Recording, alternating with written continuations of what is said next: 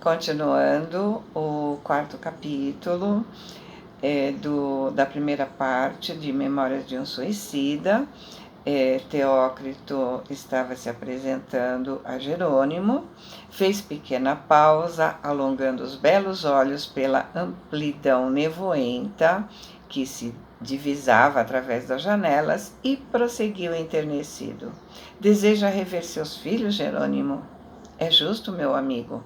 Os filhos são parcelas do nosso ser moral também, cujo amor nos transporta de emoções supremas, mas que não raramente também nos reduz à desolação de penetrantes desgostos.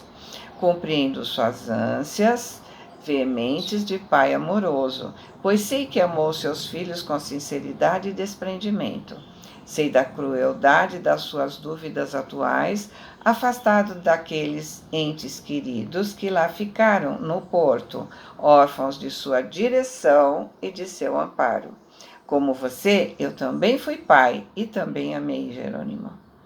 É mais do que justo que eu, validando seus sentimentos afetivos pela termometria dos meus, louve sua aspiração antes de censurá-la, embora ela muito atesta em favor dos seus respeitos pela família. Mas, de modo algum, eu aconselharia a acusar este recinto, como você tão penosamente se reergue, pelas influências deletérias dos ambientes terrenos, ainda que apenas por uma hora, ainda que para procurar informes dos seus filhos. Senhor, com o devido respeito à sua autoridade, suplico compaixão. Trata-se de visita rápida, dando minha palavra de honra em como voltarei, pois bem sei que não passo de um prisioneiro. Resistiu ainda o antigo impaciente, perdendo-se novamente nas confusões mentais em que se agravava enredar. Ainda assim, não aprovarei a realização desse desejo no momento, apesar de o proclamar justo. Domine um pouco mais os impulsos de seu caráter, meu Jerônimo.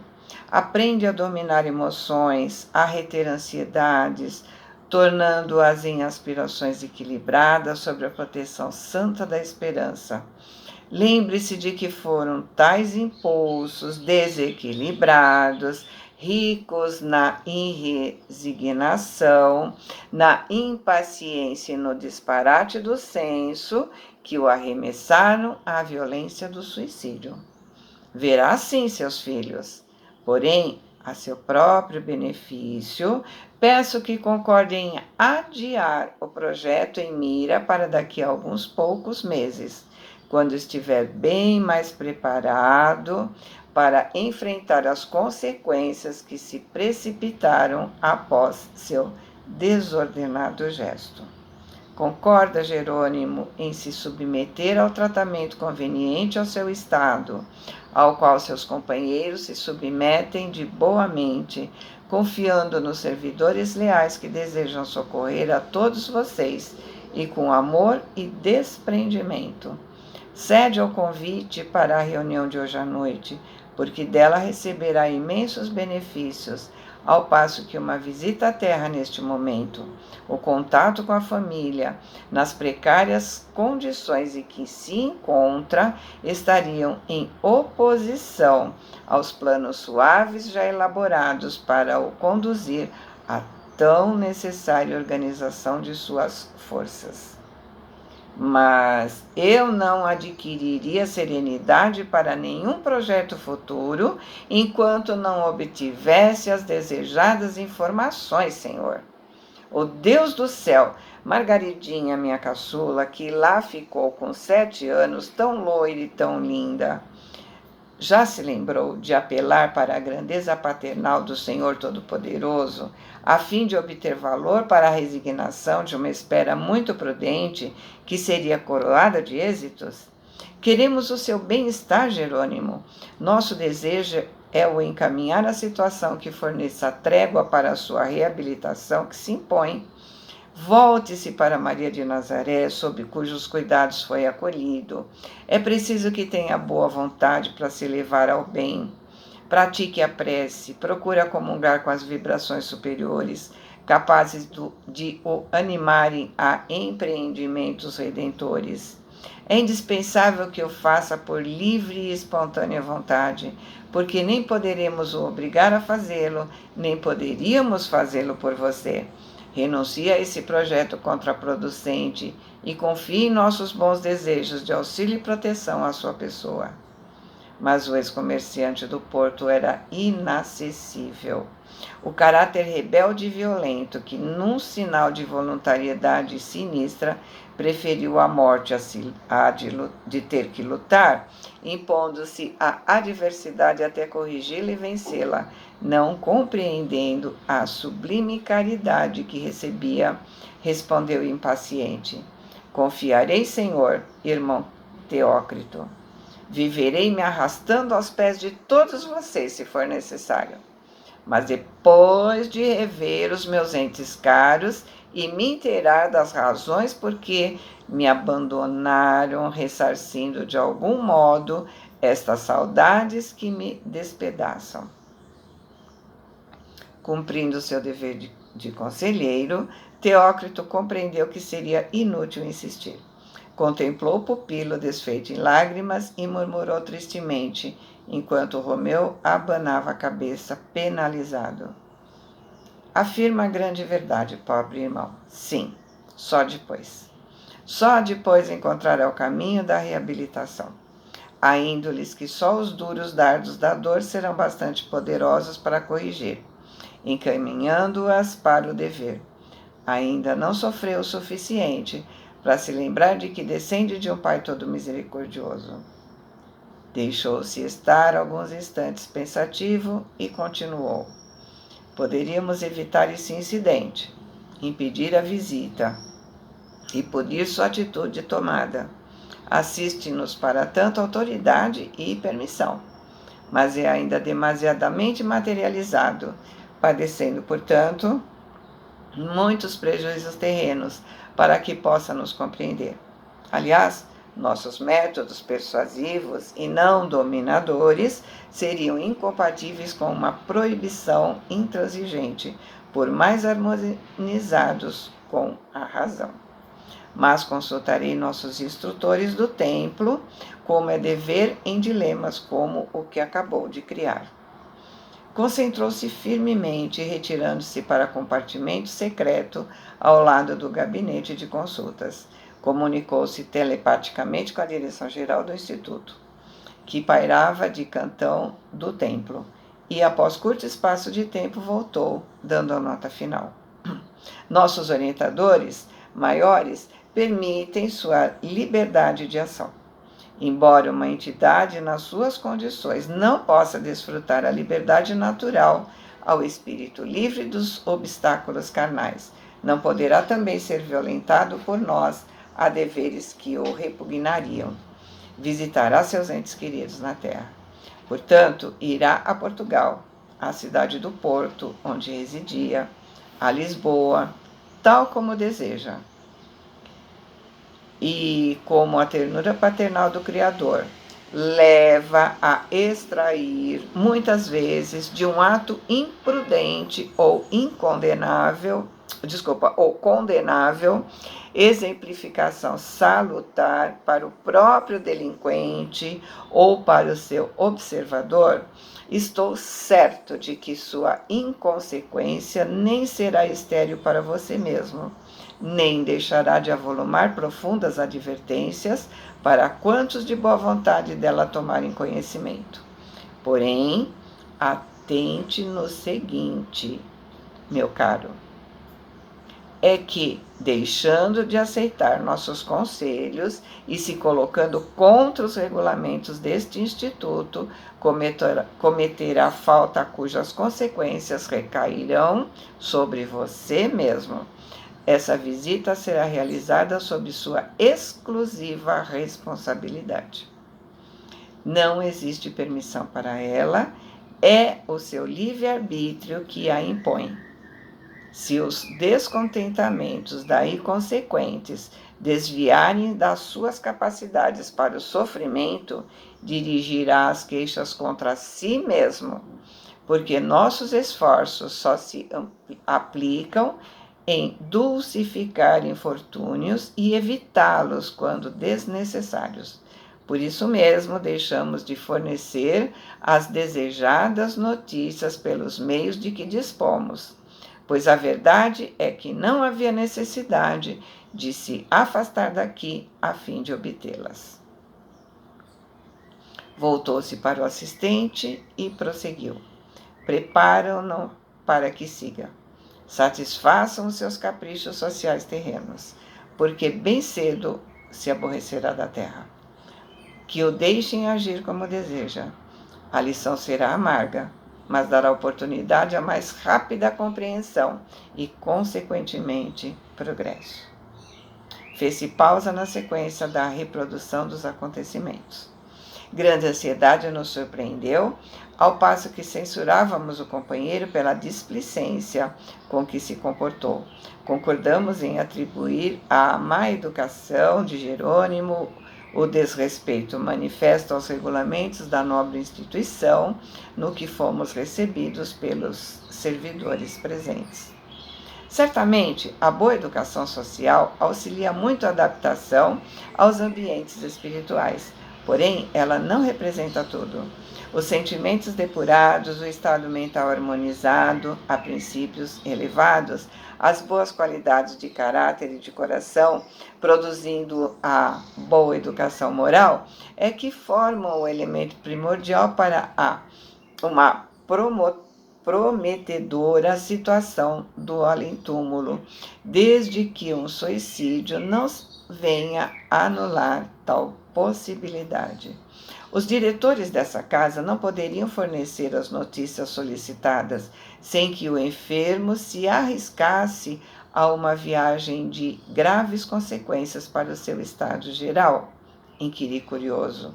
Sim, se tais notícias concorressem para o bem-estar do paciente.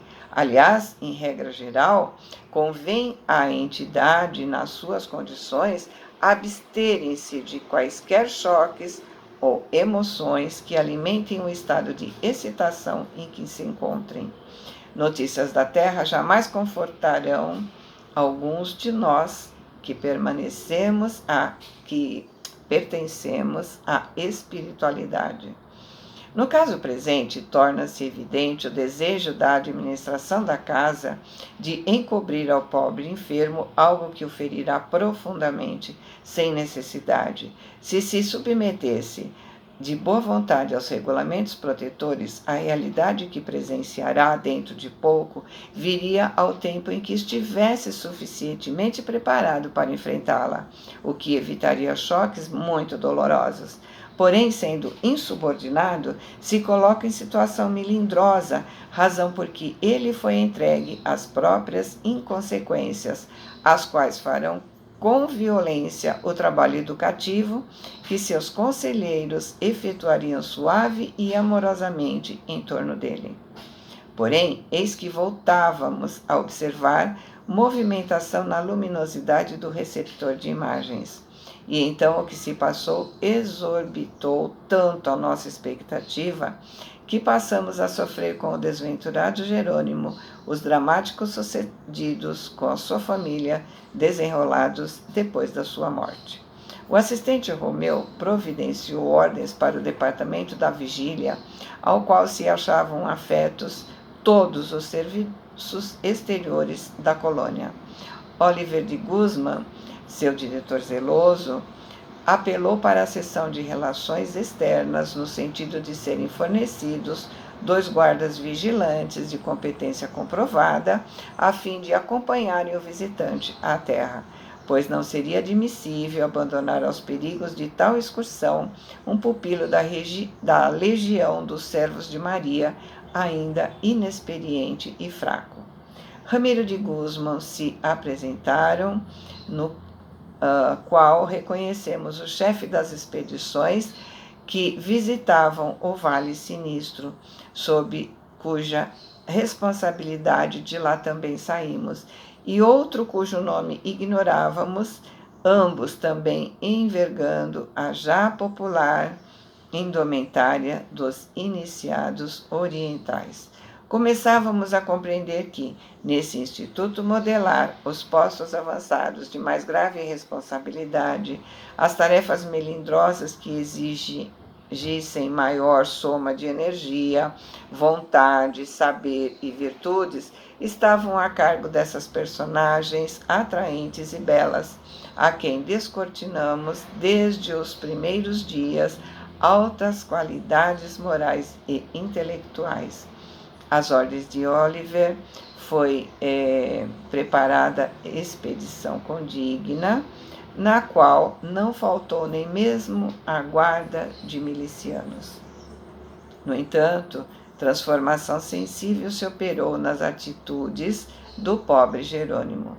A auto-obsessão da visita à família, conturbando suas faculdades, ele se tornou alheio a tudo que o rodeava, reintegrando-o mais do que nunca à condição a que foi sua quando homem. Burguês rico de Portugal, comerciante de vinhos, zeloso da opinião social, escravo dos preconceitos, chefe de família amoroso e extremado. Agora o víamos trajando boa sobrecasaca, vistosa gravata, bengala de castão dourado e carregando ramalhete de rosas para oferecer à esposa, pois tudo isso exigiu da paciente vigilância de Joel, a quem havia recomendado satisfazer os seus desejos. E nossos mentores presentes na enfermaria, entendendo nossa admiração, esclareceram que só muito vagarosamente espíritos comuns ou muito humanizados conseguem se desfazer dessas pequenas frivolidades inseparáveis das rotinas terrestres. Rigorosamente guardado, viajando em veículo discretamente fechado, Jerônimo parecia um prisioneiro. No entanto, parecia não se aperceber disso. Parecia não distinguir mesmo a presença de Ramiro e seus auxiliares. Tão abstrato se encontrava, jogando-se em viagem como outras que outrora foram comuns. O veículo corria regularmente, não fosse a presença dos guardiães recordando a cada instante a natureza espiritual da cena, afirmaríamos se tratar de carruagem que nada tinha de criação semimaterial, que a necessidade dos métodos educativos do além impõe, mas de um muito pesado e confortável meio de transporte que bem poderia pertencer à própria terra. Vimos que atravessavam estradas sombrias, gargantas cobertas de plúmbias nevadas, desfiladeiros, vales lamacentos como os brejos desoladores, cuja visão nos deixava inquietos, pois nossos atenciosos assistentes afirmavam que tais panoramas eram produtos mentais viciados dos homens terrenos e de infelizes espíritos desencarnados, arraigados a manifestações inferiores do pensamento.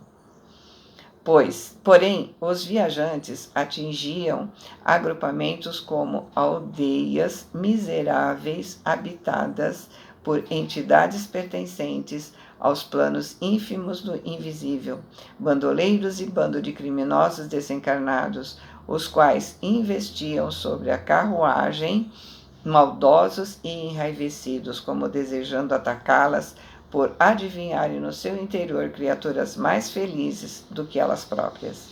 Mas a bandeira da brancura brilhante, indicando o emblema da respeitável legião, os fazia recuar atemorizados. Muitos desses futuros, arrependidos e regenerados, pois todos tendiam ao progresso e à reforma moral, por derivarem, como os demais criaturas, do amor de um Criador todo, justiça e bondade.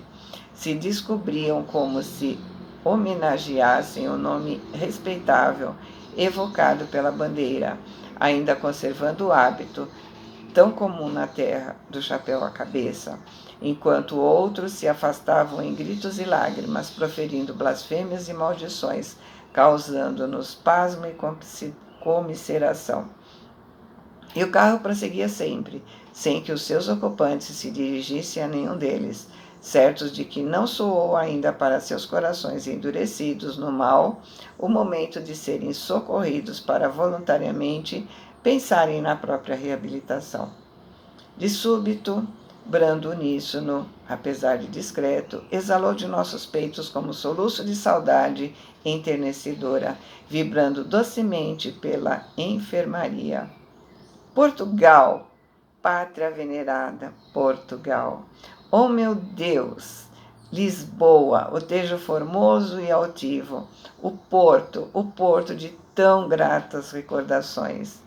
Obrigada, Senhor Deus, obrigada pela mercê de revermos o torrão natal depois de tantos anos de ausência e de tumultuosas saudades. E chorávamos enternecidos, gratamente emocionados, paisagens portuguesas todas muito queridas aos nossos doloridos corações rodeavam-nos, tal como afirmavam de início os mentores presentes. Fizéssemos parte da comitiva do pobre Jerônimo. Radicando-se mais em nós a sugestão consoladora pela excelência do receptor, mais se acentuava em nossas faculdades a impressão de que pisávamos pessoalmente o solo português, quando a verdade era que não saímos do hospital. A silhueta, a princípio longínqua da cidade do Porto, se desenhou palidamente nas brumas tristonhas que envolvem a atmosfera terráquea, assim como o desenho a crayon sobre tela acinzentada. Alguns instantes mais, e a estranha caravana caminhava pelas ruas da cidade, como o fizesse no cantão da vigilância, o que muito nos edificou. Algumas artérias portuguesas, velhas conhecidas de nosso tumultuoso passado, desfilavam sobre nossos olhos úmidos de comovido pranto, como se também transitássemos por elas.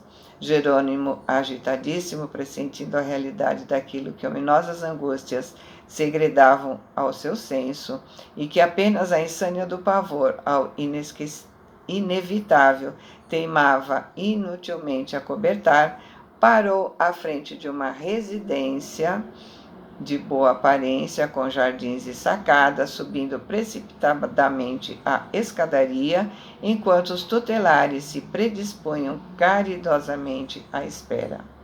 Foi ali a sua residência. O antigo comerciante de vinhas entrou desembaraçadamente e seu primeiro impulso de afeto e saudade foi para a filha caçula, por quem nutria a mais apaixonada atração. Margaridinha, ô minha filhinha querida, aqui está o seu papai. Margaridinha, Margaridinha, tal qual lhe chamava outrora, todas as tardes, voltando ao lar após as lides penosas do dia.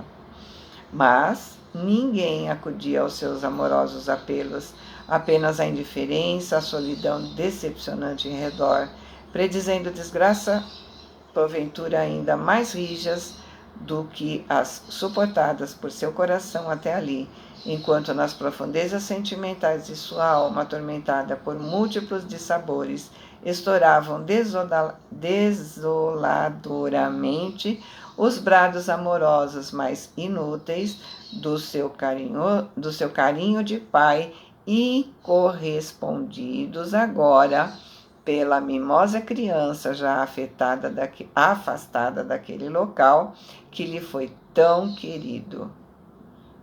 Margaridinha, onde está, filhinha? Margaridinha, olha que o seu papaizinho que chega, minha filha.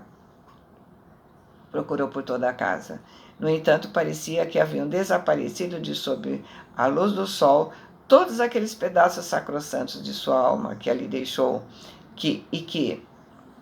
único sobrevivente, ele, de incomensurável catástrofe, não podia se acomodar à esmagadora realidade de rever desabitado, dramaticamente vazio, o lar que tanto estremeceu. Chamou pela esposa, nomeou filhos um a um e finalmente bradou pelos criados. Não via ninguém. No entanto, sombras e vultos estranhos se moviam pelos compartimentos que pertenceram à família e deixavam-se gritar e interrogar sem se dignar em responder, não se apercebendo de sua presença, pois tratava-se de indivíduos encarnados. Eram os novos habitantes da casa que lhe pertenceu. O próprio mobiliário, a decoração interior, tudo se apresentava diferente, apontando acontecimentos que o confundiam. Decepção pungente desferiu nele golpe certeiro, deslocando da sua alma o primitivo entusiasmo para que aflitivas induções nela mais se avigorassem. Reparando telas que eram desconhecidas para ele, suspensas nas paredes de determinado aposento, seu olhar se fixou num cromo colocado a um ângulo da estufa, cuja folhinha indicava a data do dia decorrente. Leu-a 6 de novembro de 1903. Um arrepio de terror irreprimível repassou soturnamente por suas faculdades vibratórias. Fez um esforço inaudito, movimentando reminiscências, vasculhou lembranças, sacudindo a poeira mental de 1000 ideias confusas que toldavam a clareza do seu raciocínio. A vertigem da surpresa em face da realidade irremediável, que até ali ele retardou à custa de má vontade e de sofismas ingênuos, tonteou o seu raciocínio. Não cogitou se inteirar das datas durante muito tempo. A verdade era que perdeu a noção do tempo, envolvido no redemoinho das desgraças que o colheram após o malfadado gesto de deserção da vida terrena. Foi tão agudo o estado de loucura em que se debateu desde o trágico momento em que tentou o suicídio, tão grave a enfermidade que o atingiu após o choque pela introdução do projétil no cérebro, que, graças aos tormentos daí consequentes, perdeu a contagem dos dias, se desviou pelo desconhecido adentro, sem mais averiguar se os dias eram noites, se as noites eram dias, pois, no abismo em que se viu aprisionado tanto tempo, só existiam trevas por visão. Para ele, para sua percepção destruída pelo desespero, a contagem social do tempo ainda era a mesma do dia azarado, pois não se recordava de outra depois dessa. 15 de fevereiro de 1890.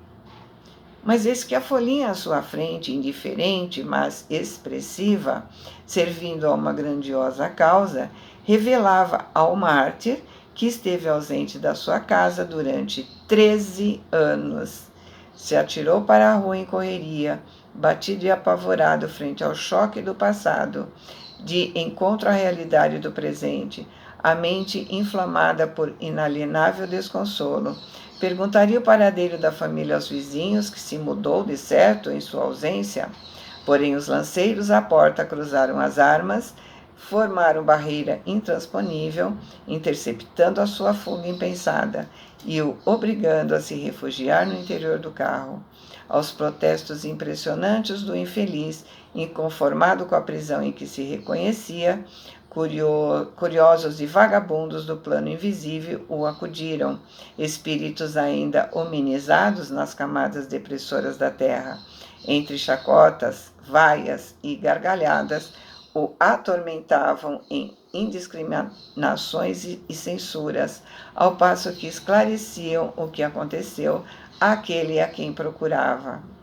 Ramiro de Guzmán e seus auxiliares não interferiram no sentido de evitarem a Jerônimo o dissabor de ouvi-los, uma vez que a visita decorria sob a responsabilidade deste e que somente lhes haviam encomendado garantissem o regresso à colônia dentro de poucas horas.